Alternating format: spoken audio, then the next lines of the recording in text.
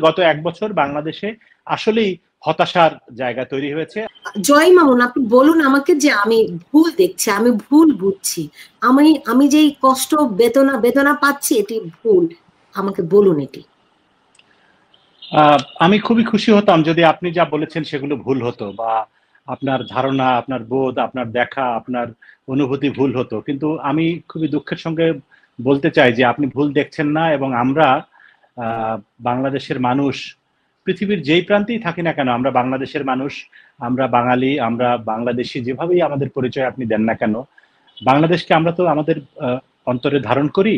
বাংলাদেশের খারাপ দেখলে আমাদের খারাপ লাগে, এবং সত্যিকার অর্থেই আপনি 5ই আগস্টের কথা বলেছেন। গত বছরের 5ই আগস্টের যে বিপ্লব, অভ্যুত্থান, বা যেভাবেই আমরা সেটিকে ব্যাখ্যা করি না কেন, সাধারণভাবে মানুষের ভেতরে কিন্তু একটা স্বপ্ন ছিল যে বিগত দিনে বাংলাদেশে যে অন্যায় হয়েছে, নিশ্চয়ই যে কোনো সরকার দীর্ঘদিন ক্ষমতায় থাকলে অনেক অন্যায় কাজ করে, আওয়ামী লীগও তার বাইরে নয়, এবং তারা যেহেতু দীর্ঘ সময় ক্ষমতায় ছিল, তাদের অন্যায়ের মাত্রাও পরিমাণও অনেক বেশি, এবং সেই অন্যায়, সেই অবিচার থেকে মুক্তি পাওয়ার জন্যই কিন্তু দেশের মানুষ একটা পরিবর্তন চেয়েছিল, এবং সেই পরিবর্তনের যারা নেতৃত্ব দিয়েছিল, আমাদের তরুণ সমাজ, ছাত্র সমাজ, তাদেরকে সমর্থন জানিয়েছিল।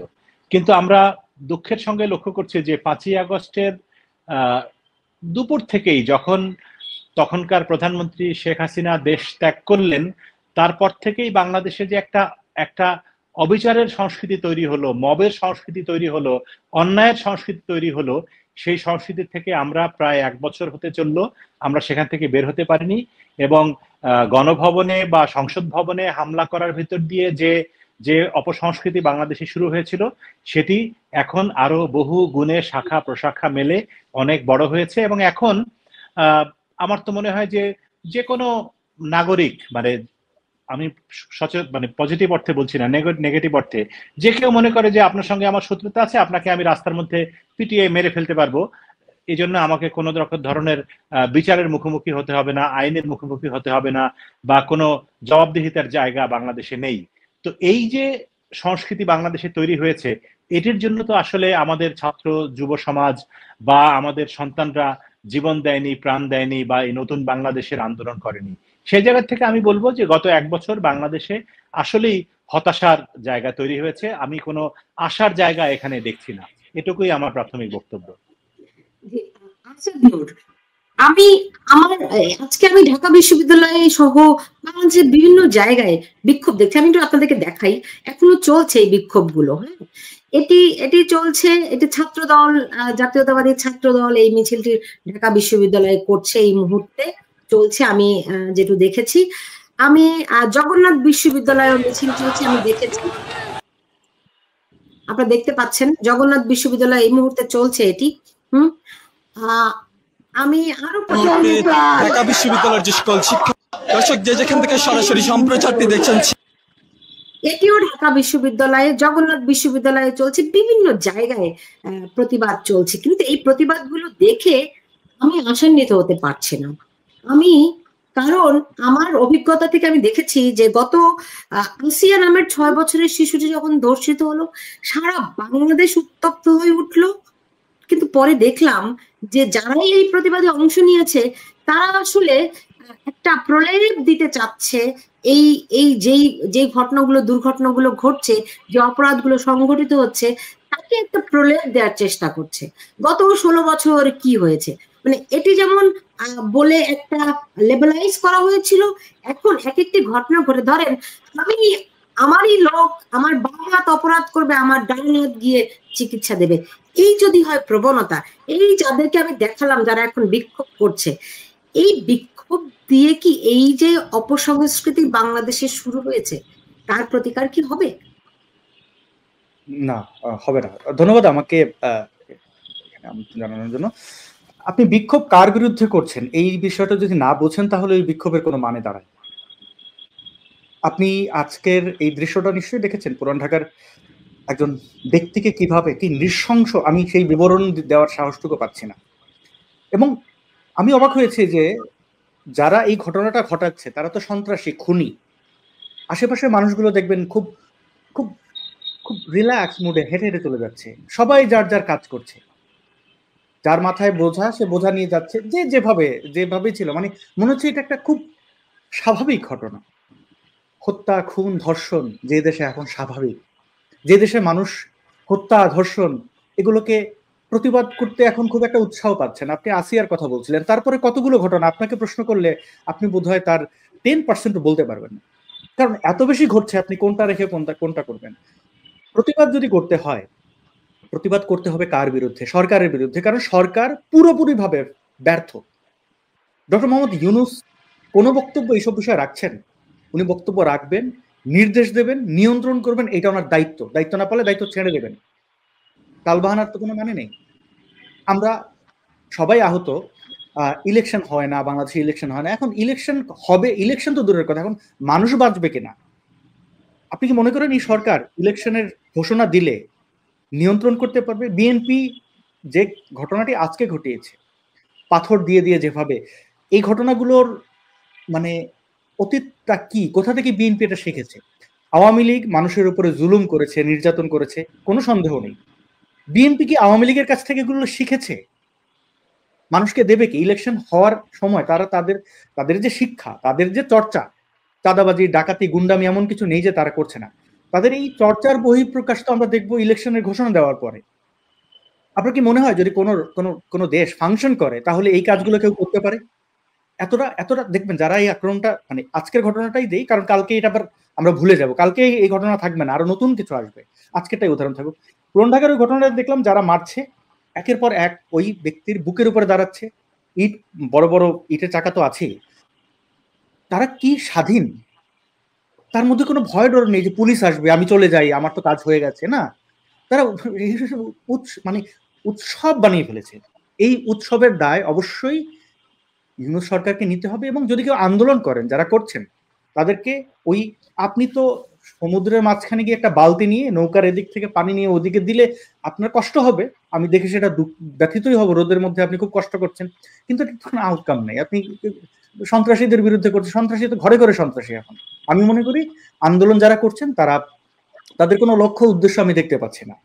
এখন এই দুই শ্রেণীর মানুষ আন্দোলন করতে পারেন। এক হচ্ছে বিবেকের তাড়নায়, যে আমি এটা সহ্য করতে পারছি না, আমার কিছু করার দরকার, তাদেরকে ধন্যবাদ, তারা বসে নেই। অনেক মানুষকে, আমার অনেক পরিচিত মুখ, যাদেরকে অনেক আমি বিদ্রোহী মনে করেছিলাম, অনেক সৎ মানুষ মনে করেছিলাম, তারা একদমই চুপ। কেন চুপ আমি জানি না। এবং আরেক পক্ষ হচ্ছে যে আমাদের বিরোধিতা শত্রু কেন করবে, আমরাই আমাদের বিরোধী হই। মানে আওয়ামী লীগ যেভাবে শেষ নির্বাচনটা করলো আর কি, যে আমার দলেরই পক্ষে বিপক্ষে দুই দল দাঁড়িয়ে আমরাই আর কি। তো এই আন্দোলনের মধ্যে আমরাই পক্ষ আছে, আবার দেখবেন যে কিছু মানুষ যারা মনে করছে এটা প্রতিবাদ করা উচিত করছেন, আবার কেউ হয়তো ট্রেন্ডেও আছেন। কিন্তু এইভাবে আমার মনে হয় দেশ চলতে পারে না, এবং খুব দ্রুত এটা সমাধান করতে না পারলে আমরা যে ঘোষণা সমন্বয়কটা অনেক আগেই দিয়ে দিয়েছিলেন, সশস্ত্র বিপ্লব করবেন, গৃহযুদ্ধ, এগুলো তো আমার কথা না, অনেক আগে শুনেছি, বিশ্বাস করিনি, কিন্তু আমার তো মনে হচ্ছে পথ ওই একটাই বাকি। আমরা একটা গৃহযুদ্ধের মধ্যেই আছি। যখন পথে ঘাটে, জলাভূমিতে, নদী নালা, খালে বিলে মানুষের লাশ পাওয়া যায়, মানুষের শরীরের অঙ্গ প্রত্যঙ্গ পাওয়া যায়, তখন আর এই গুপ্ত হত্যা হচ্ছে, এবং শেষ পর্যন্ত কি হচ্ছে কোনোটারই কোনো ট্রেস থাকে না। এমনকি এই যে আমি শুরুতে বলছিলাম যে আসিয়া নামের যে শিশুটিকে ধর্ষণের পরে হত্যা করা হলো, কি হলো? তার আন্দোলন করেছিল সবাই, দেখলাম রাজু ভাস্কর্যের সামনে গিয়ে খুব বিক্ষোভ, মিছিল, মিটিং, অনেক কিছু হলো। জয় মামুন, তারপরে যেটির কি হলো? কোনো ফলো আপ কি আছে? না, ফলো আপ আছে। ফলো আপ হচ্ছে যে মামলা হয়েছে, মামলায় আসামি গ্রেপ্তার হয়েছে, বিচার কাজ চলছে, মানে স্বাভাবিকভাবে যেটা হওয়ার কথা সেরকম হচ্ছে। কিন্তু আসলে যেই ঘটনাগুলি আমরা প্রত্যাশা করি যে খুব এইসব ঘটনার দৃষ্টান্তমূলক বিচার হবে, দৃষ্টান্তমূলক শাস্তি হবে, দ্রুততম সময়ের মধ্যে বিচার হবে, এবং সেরকম কোনো লক্ষণ আমরা দেখি না। কারণ হচ্ছে কি, আমি খুব পরিষ্কারভাবে বুঝতে পারি যে আসাদ নূর যে কথা বলছিলেন, যে আসলেই তো এই দেশে তো একটা বিচারহীনতার সংস্কৃতির ভিতর দিয়ে আমরা যাচ্ছি, আমরা একটা মাৎসনায়ের ভিতর দিয়ে যাচ্ছি, এবং সরকারে যারা আছেন তারা তো এই বিষয়ে কোনো রকম গা করছেন না। তারা যে এই যে মব বা এই যে বিচারহীনতা বা এই যে মানুষ যার যা খুশি তাই করে বেড়াচ্ছে, এগুলো নিয়ে সরকারের ভিতরে কোনো মাথা ব্যথা নেই। সেনাবাহিনী প্রধান একবার জাতির উদ্দেশ্যে বলেছিলেন যে আর এগুলো সহ্য করা হবে না। আমরা তখন খুব আশা নিয়ে তার দিকে তাকিয়েছিলাম, সেনাবাহিনীর দিকে তাকিয়েছিলাম। সেনাবাহিনী কিন্তু এখনো মাঠে আছে, ম্যাজিস্ট্রেসি ক্ষমতা নিয়ে আছে। সেনাবাহিনী চাইলে এগুলোর ব্যাপারে হস্তক্ষেপ করতে পারে, বন্ধ করতে পারে, দমন করতে পারে। কেউ এখন অবশিষ্ট আছেন না, কিন্তু আমি বলছি বাস্তব অবস্থা, যে মানে একদম অন রেকর্ড, যে বাংলাদেশে কি হচ্ছে, যে সেনাবাহিনীও কিন্তু কোনো ধরনের কোনো ভূমিকা নিতে আমরা দেখছি না।